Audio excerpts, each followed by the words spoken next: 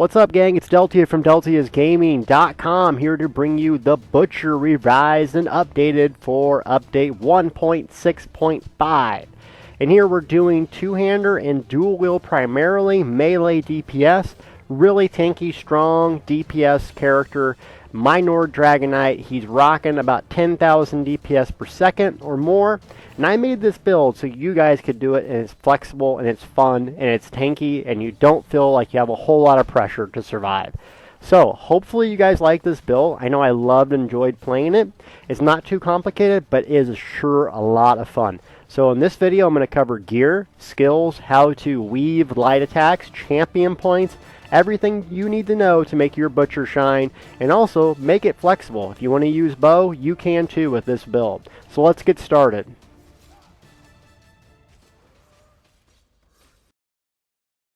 Alright, gang, well, I wanted to kind of roam around here in Craghorn, Upper Craghorn specifically, and talk about the Butcher and the idea behind it.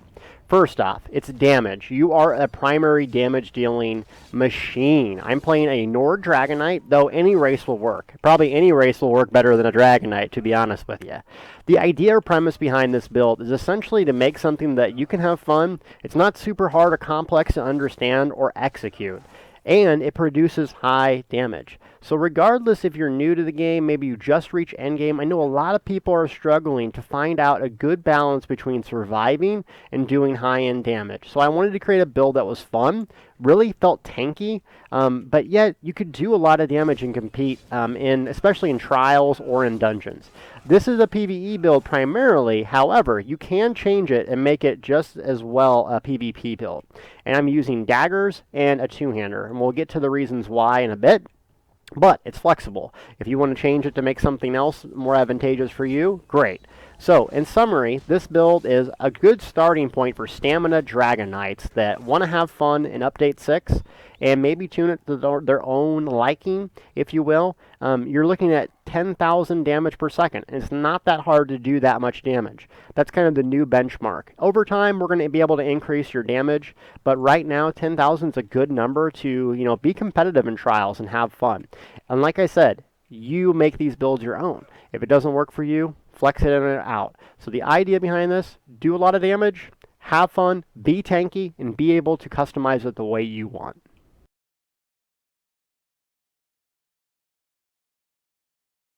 Imagine finding my Nord in a tavern.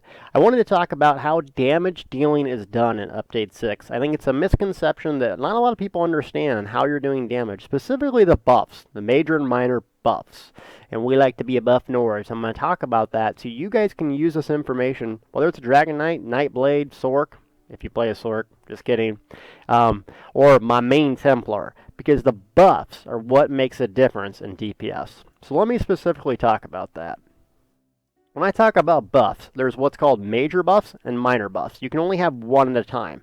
So you can have one minor and one major.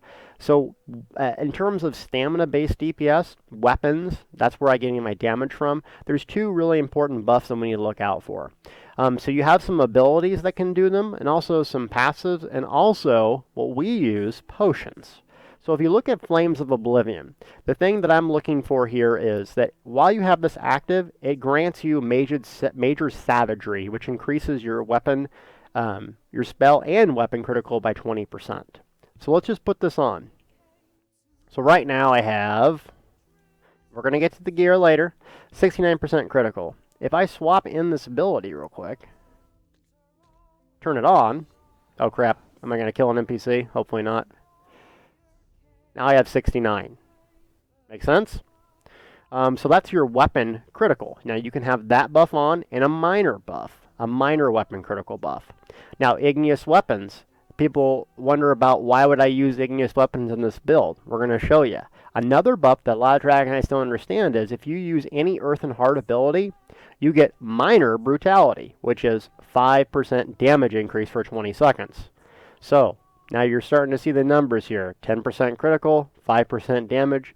Let's go with the major 20% weapon damage, which you can get from the two-hander rally. That's called major brutality.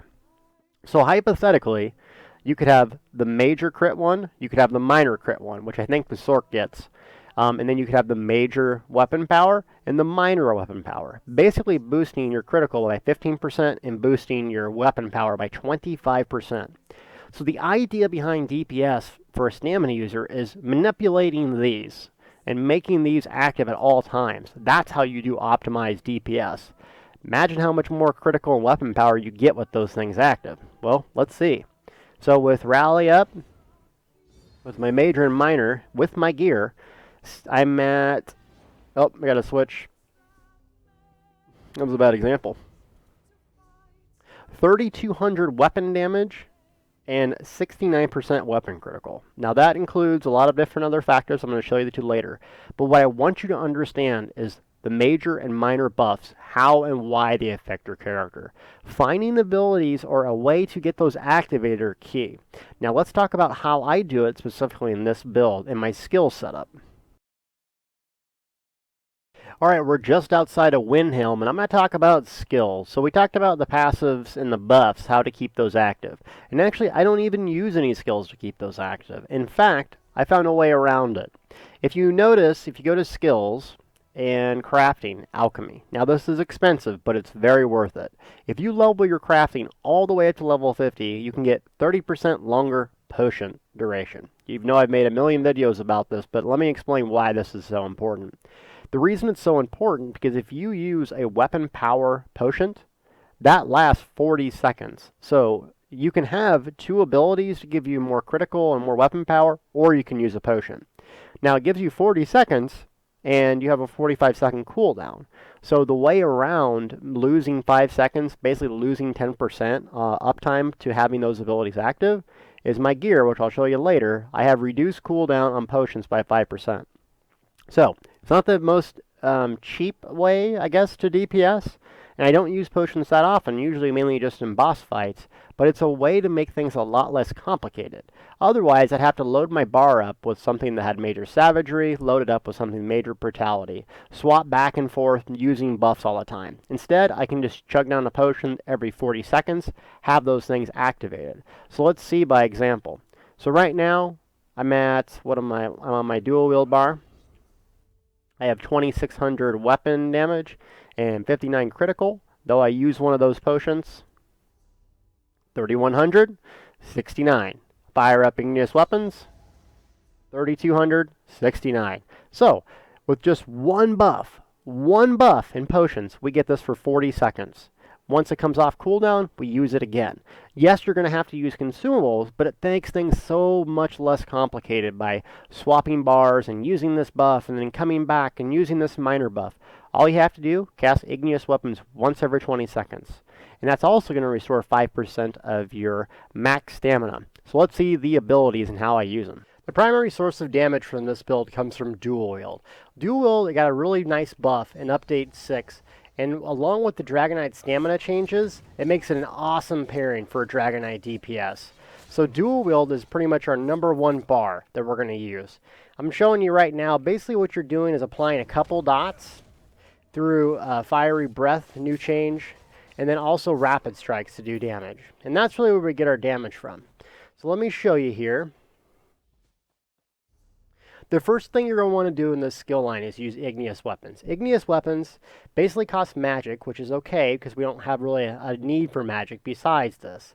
It lasts 9.6 seconds, but you can increase the duration by using a heavy attack. It's also going to give us more damage on heavy attacks. So a thing to know about igneous weapons is, in the Earth and Heart skill line, the new Mountains Blessing Chains gives us basically extra ultimate and also minor brutality, increasing our weapon damage and then everyone on the team's weapon damage. So you're going to want to keep this active at least once every 20 seconds. It also is going to restore 5% of your total stamina pool. So 5% out of 20,000. So using this as a magic dump to get back stamina is really good. Making igneous weapons one of the better skills for stamina-based users. So I want to talk about medium weaving. Now you see me light attack weave, which is basically using an ability and then clicking mouse right away to attack, just like that. Ability, mouse, click. So you can hear my mouse, that's a light attack. A heavy attack, a fully charged one, is this. Bye, squirrel. Sorry. But what we're doing here is we have igneous weapons activated. Every ability in between, you're going to want to do a medium attack. So basically what it means is ability, boom. So you're just holding it down for half a second in ability. Half a second, ability. Half a second, ability. That's going to register as a heavy attack, increasing your duration and doing more damage. So instead of just doing light attack, then ability, hold it down just a split second longer. That's how you medium weave, or medium weave what it's called. So the very first part of your rotation is actually applying this buff, 20 seconds, firing up igneous weapons. The next part of it, as you close the gap, you're going to use Burning Breath. This morph now is based off stamina, does a lot of damage, it lasts 10 seconds, and it also applies a major fracture. Fracture, I probably screwed that name up, but it basically decreases their armor. Less armor they have, more physical damage you're going to do. So it's a nice buff, it's a nice damage over time ability, and it's not that big of a cost. Oh, and it's AoE, and it has a 10-meter range, making it a nice gap closer. So as you close the distance, you're going to fire up Burning Breath. Once Burning Breath's applied and you get even closer, then you're going to do Unstable Flame. That has a 5-meter radius, doesn't cost very much, and does a lot of flame damage over time, and now scales off your stamina. So that's 2 dots you're going to use beforehand you're going to buff up. So once you get them burning, you got your buffs up, that's when you do the Rapid Strikes. Rapid Strikes is that little channel for 1.3 seconds, doing basically getting hits harder and harder and harder. So the last attack, you're going to want to wait for that full channel to go off in order to get the most damage out of it. So with 1.3 channel, this is going to be 10 seconds, this is going to be 20 seconds, and basically 11 seconds. So you're going to get about 2 to 3 Rapid Strikes before you're going to have to reapply the buffs. 2 or 3 more Rapid Strikes, igneous weapons, go back to applying the buffs, go back to Rapid Striking. Last ability on the bar is Steel Tornado. This is 2,000 stamina, and it's mainly used for AoE. It's probably the best AoE in the game. It also acts as a decent finisher, but we have the other bar for a finisher. So your main thing here is don't even use Steel Tornado unless there's more than one enemy around. Then if it is, just spam it. You can also hit them with a Fiery Breath first, get them burning, reducing the area AoE armor, then spamming Steel Tornado. That's the combo that I do with AoE. So not only does Dual Wield do good single target, it's great AoE. Last ability up is Flawless Dawnbreaker. Increases your weapon damage by 8% just by having it slotted. It also is a cheap ultimate now and does a massive amount of damage to undead. I don't use this very frequently. I do use it once in a while in a pinch I'm about to die. Reason why, as a Dragon Knight, I get basically ultimate turns into stamina, health, and magicka. So I'm about to die. Everything is, I have nothing else to cast, no stamina. I will use this as a low-cost ultimate just to get back resources. It's pretty much the only time I use it. That and there's a million undead around. You're really just having it on there to increase your weapon damage. So let's go see if we can't find a troll and kind of explain this rotation again. Ooh, we got a couple bosses. Okay. So thick bit here, we're going to fire it up. We're going to use a potion just because it is a boss. Fiery Breath, heavy attack weave, light attack weave, rapid strike couple times. Go back to applying our buff. Now I am in trouble because I did aggro both of them like a baddie. So there's a couple of them here. Okay, got one guy down. Fiery Breath, Unstable Flame, couple rapid strikes. I'm going to fire back up igneous weapons and they're dead. The joys of live recording. Okay, so once more. Igneous weapons, close the gap, hold a heavy, unstable, rapid strikes twice. And they're dead. I mean, it does that much damage single target. Burning Breath, unstable, rapid strikes once, heavy attack. I mean, that is killer amount of damage in a short time. And that's pretty much as simple as bar 1. It's not that complicated because remember, we're using potions to get those other buffs. The only one minor buff we want is with igneous weapons, and that's 20%, 20 seconds long. So it's not complex, it's easy, and it's effective. Let's talk about bar 2. For bar 2, I use a two-hander. Really, there's only one reason to use a two-hander for this build, and that's the execute. Dragon Knights, by default, lack an ability that scales, gets heavier and heavier, harder and harder hitting as the enemy's health goes down, except for the two-hander skill line. So if you go to skills here, the Executioner is the main stamina-based execute that everyone has access to. So basically you do a little spinny twirly thing as the enemies lowers their health. The key thing to use here is that you need to use this when the enemy is at 25% health or less. If you do it any other time, it's not going to be that advantageous. It's going to do really low damage and cost you a lot of stamina. So the whole thing with this build is you're using dual wield primarily for almost everything but executing. This whole back bar, you could even use bow if you wanted to have extra range. And in fact, I bring a bow with me all the time just in case those bosses where I can't get there. So everything else is really a flex spot. I like Green Dragon's Blood. Green Dragon's Blood is nice because it's a major heal and it gives me stamina regeneration over time. So combine this with the igneous weapons and that 5%. Stamina back whenever I fire that up. This is where my magic goes. I also like extended chains now. The reason a lot of people don't like it is because it either pulls the target or you go to it, essentially giving the Dragon Knight a leap, if you will. So on a boss, you're always going to go towards the target. So if you wanted to leap in or have a gap closer, you could use extended chains, then swap to your dual wield bar. I like that. I do like Rally for the self-healing ability, so I have a way to heal myself with magic, and I have a way to heal myself with stamina. Though, if in a perfect world, I probably would go with Vigor. I don't have Alliance rank 10 yet, but Vigor would be something I wanted to do. Crit Rush is also a good ability, though you could swap it out with Razor Caltrops since you kind of already have a leap with extended chains. And Razor Caltrops is going to be a lot of damage over time, though it has a heavy stamina cost. So if you open up with it, you might want to use a potion right away to restore that missing stamina. And that's really kind of a simple explanation about Bar 2. You can really use a bow if you want, but you're going to be missing that execute. So that's kind of why you use a two-hander in a nutshell. And it's really just to charge in and then do that execute. Now the ultimate that I went with is Corrosive Armor. Probably not the most popular of choices, but it's 11 seconds where you basically cannot die almost, and it ignores 100% of armor. So hypothetically, during a boss burn phase, I could switch back to this, pop my Corrosive Armor, go into execution mode, and really boost my damage. So far I've got about 11,000 DPS, almost 12,000 when I wasn't recording single target, and really I can get a lot of that because of this.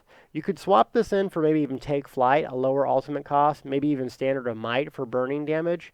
But remember, I want this to be a blend of tankiness and also DPS.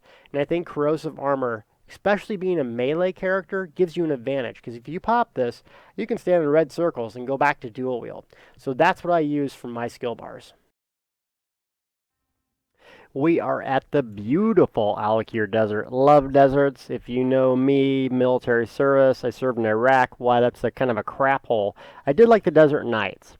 And I want to talk about gear real quick, and specifically a set that I use that procs a little red glow like you see coming up here, there. That little red glow is giving me a chance to get 600 weapon power. Melee attacks give me a little bit of chance right there to proc that, giving me 600 weapon power. So that's a PvP set. You can see that orange glow. And we're going to show you what that is, because that's the whole idea of this build, using melee attack to proc that to get an incredible amount of weapon power. So with gear specifically, I used 2 5-pieces. I didn't want this to be super complex where no one could get this gear, so I made a build that could perform highly, but also didn't, you didn't have to break the bank to get it. You didn't have to do Serpent Trials to get it. The Ravaging set. This kind of was the underdog set in PvP.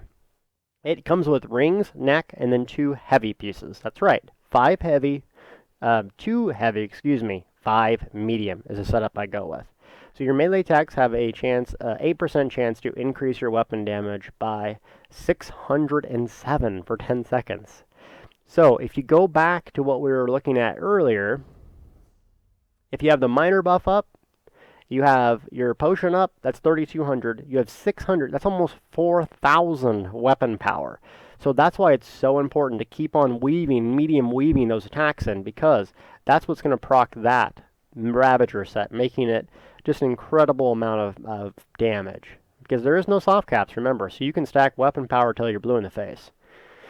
Okay, so with the Ravager set, I like 2 brings cost reduction enchants. That's going to keep that cost low, especially not using 7 pieces of medium. I think that's almost a must. Now you could go even more weapon power, depending on what class you are, or if you wanted to play it a different way, but I think the 2 reduced costs are super important for sustainability. Lastly, we got reduced potion cooldown.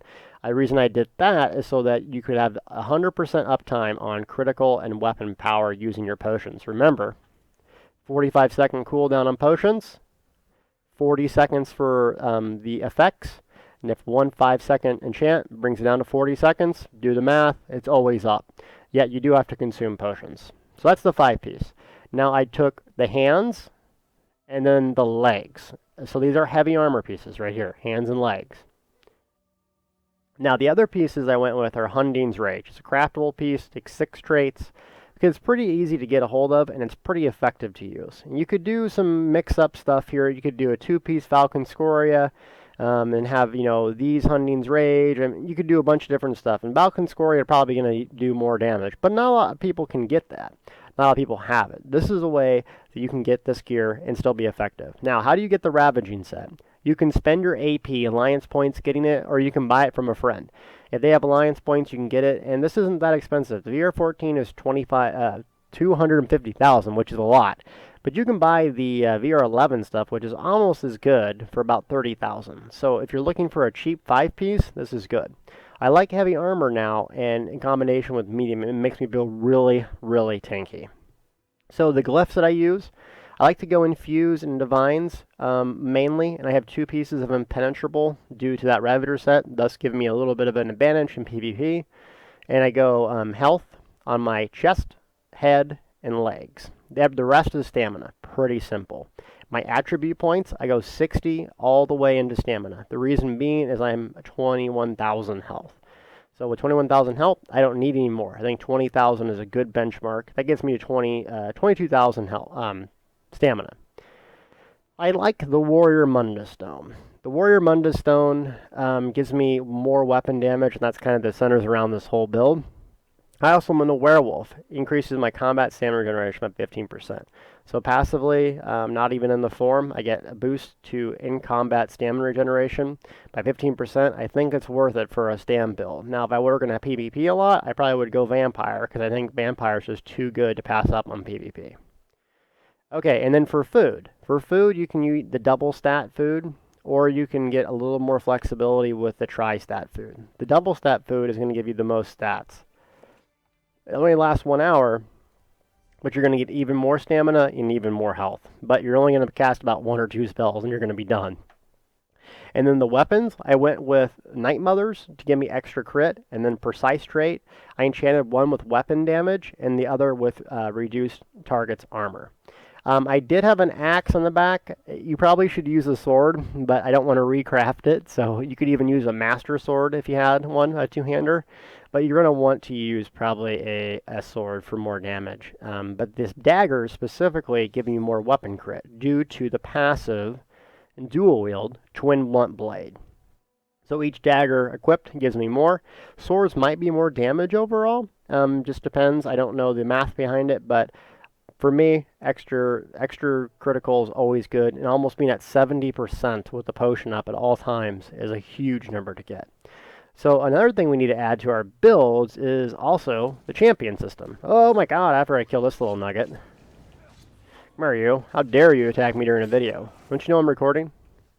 So let's talk about the champion system and how that affects our builds in the future, and specifically this one. So some of you may have been wondering what I was doing all weekend, not coming out with a whole lot of tweets or videos or anything. It was grinding champion points. And I started at 70, really wanted to get to 90, so I spent, 15, 20 hours grinding champion points to get to 90. 90 is an important benchmark because that's when you get the 12% critical. So let's talk about champion points, what I went into. Now, the math nerds, I don't know if this is the most advantageous thing, but for me, it's the most simple. So in each tree here, you get basically 30 points. In the blue, the mage, the warrior, and the thief. I think it's most advantageous to spend 30 points in one tree to get that 30-point passive. You must do it in the ritual for stamina-based users. Reason being perfect strikes. Increases your weapon critical passively by 12%. That is so important, and I seen my build DPS super increase after getting that. So you get about 4 choices to choose from. Increases damage with poison magic or disease. Increases your critical damage of your physical attacks. That's a good thing to put points into. Piercing. Increases the amount of armor from your physical attacks. And then mighty. Increases your physical damage. If you don't know the math, you don't know diminishing returns, the best thing to put your points into is mighty. It's just straight up damage. Is it probably the best way to do it? Probably not. You probably want to put 10 here, 10 here, 10 here. But if you're not a math whiz from Harvard, stick with that and put points into that until you get 30. Once you get 30, you can either kind of mid-max a little bit here, or you could even move in over here, maybe change with some blade, expert, or put points into a different passive. But I really recommend at least getting 30 in here. So that's kind of a no-brainer there. Now, the lady or the lord, you get a couple options here. So the lady, I didn't put points into. But if you're going to play a vampire in PvP, go to this tree. Reduces flame, frost, and shock dealt by you. So this is a great thing to put points into if you're doing PvP as a vampire. Also, the spell absorption is one of the best 10-point passives in the game. Basically, if you get hit hard by like frost or fire damage, you get a huge flood of magic. That's really good because you can combine that with Green Dragon's Blood for a big self-heal. So if you're going to do PvP, I recommend with this. However, I'm doing PvE, and specifically I wanted to be a tank. So for me, this shield, the Lord, gives you that bonus to heavy armor. Also increases the effectiveness of the healing potions. Well, we're going to be using a lot of potions. Increases damage absorbing effects, which I'm going to be getting into in a later PvP build. And then also healing received. So this is kind of your bread and butter tank hybrid thing. Since I'm not going to PvP much yet on this guy, and I do want to build a tank, I'm going to stick with the Lord. The Lover is my no-brainer 30-point thing you have to get to. Synergize. Grants 2 ultimates anytime you activate a synergy. This is in combat. This goes a huge way to helping your build. Specifically, anything gaining ultimates is going to be awesome. Now, Mooncalf increases your stamina regeneration. Stamina regeneration probably isn't as good as reduced cost, I found out. I was completely wrong about that. But I go 30 points in here until I get that Synergizer. So after that, I'm probably going to move over here and do reduced cost. Do a bunch into reduced cost. But I only got 90 to play with so far. I think 91 actually. And that's the champion system. The best way to, oh my god, I'm getting attacked. That same guy does not know I'm recording. Maybe I should move out of that spot, or he's probably tired of dying and respawning. In terms of getting champion points, there was a good grind that everyone was doing for about a week, and that got nerfed. So don't feel too worried about getting the champion points right away. It's going to happen over time. There was a big rush to get to 90, but after 90, some things start slowing down. 360 is a really good other benchmark. Just play the game. Do dailies, grind mobs here and there, do PvP. I'll have another champion point, guide on how to get champion points out later. Once you get to 90, you'll start feeling pretty powerful. And so that's how I spent my champion. And that's a build, folks. The Bloody Butcher is back with a vengeance. 2-hand and dual wield. This build is a lot of fun. Can't wait for you guys to come out and try it. I'm going to have more Sork Knight Blades and even more Dragon Knight builds. Magic. There's a lot of good builders going on. I know 1.6 completely changed the game. Don't feel frustrated. Stick with it. It's going to change a lot, but we're going to get out more and more information and figure out exactly how to do better DPS, tanking, and healing. Speaking of that, I will be doing other tank and heal guides too, but I want to cover one from each class that everyone can play first. And remember, I don't do guides on things I don't know or I'm not good at, i.e. the Sork. So if I struggle with a build, I'm not going to release it until I feel it's powerful, it's easy to use, it's intuitive, and fun. Fun is the most important part of this build, and if you're not having fun with it, change it for you. You're not going to offend me, believe me. I want you guys to have fun. That's the whole reason why I do it, is that when you maybe don't have the time to spend in-game researching all this stuff, and I do. That's why I do it. And this is the best community in gaming that I have seen by far. So thank you for watching. Hope you enjoyed this video. More to come on Update 6. After this huge stream event, I'm going to be real busy now that I don't have to grind champion points, coming up with awesome videos. Thanks, guys.